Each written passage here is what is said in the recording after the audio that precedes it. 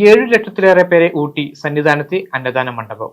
ഈ സീസണിൽ അന്നദാനത്തിന് സംഭാവനയായി ലഭിച്ചത് 2,18,00,000 രൂപയാണ്.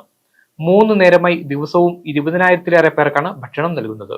മണ്ഡല മഹോത്സവത്തിന് സമാപനം കുറിക്കാൻ 2 നാൾ മാത്രം ബാക്കി നിൽക്കെ 7 ലക്ഷത്തിലേറെ പേർക്ക് അന്നമേകിയതിന്റെ ചാരിതാർത്ഥത്തിലാണ് ദേവസ്വം ബോർഡിന്റെ സന്നിധാനത്തെ അന്നദാന മണ്ഡപം. ഡിസംബർ 22 വരെയുള്ള കണക്കനുസരിച്ച് 7,07,675 ഭക്തർക്കാണ് ഈ തീർത്ഥാടന കാലത്ത് സന്നിധാനത്തെ അന്നദാന മണ്ഡപത്തിൽ സൗജന്യ ഭക്ഷണമേകിയത്.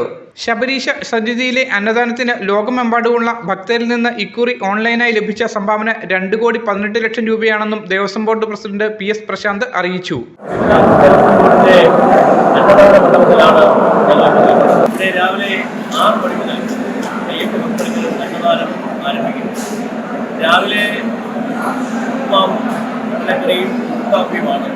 അതായത് ഏതാണ്ട് 11:30 മണി വരെ അതിനുശേഷം പിന്നെ ക്ലീനിങ്ങിനുള്ള സമയം മാത്രം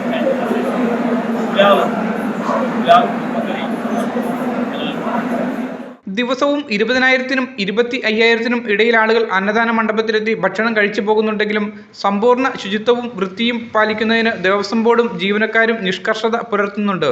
3 ഷിഫ്റ്റുകളിലെ താൽക്കാലിക ജീവനക്കാരുൾപ്പെടെ 300 പേരാണ് ജോലി ചെയ്യുന്നത്. ഓരോ നേരത്തെയും ഭക്ഷണത്തിന്റെ ഇടവേളകളിൽ ഉന്മേഷ നീക്കിയ ശേഷം ഫ്ലോർ ക്ലീനർ യന്ത്രം ഉപയോഗിച്ചാണ് തറ വൃത്തിയാക്കുന്നത്. ഭക്ഷണം കഴിക്കുന്നവർ തന്നെ പാത്രം വൃത്തിയാക്കുന്നതിന് പുറമെ ഇലക്ട്രിക് ഡിഷ് വാഷർ ഉപയോഗിച്ച് വീണ്ടും വൃത്തിയാക്കി ശുചിത്വം ഉറപ്പുവരുത്തുന്നുണ്ട്. Media today news Sannidhanam. എല്ലായിടത്തും വൈഫൈ, എല്ലാത്തും ഇന്റർനെറ്റായേ, നാട് മുഴുവൻ ഡിജിറ്റൽ.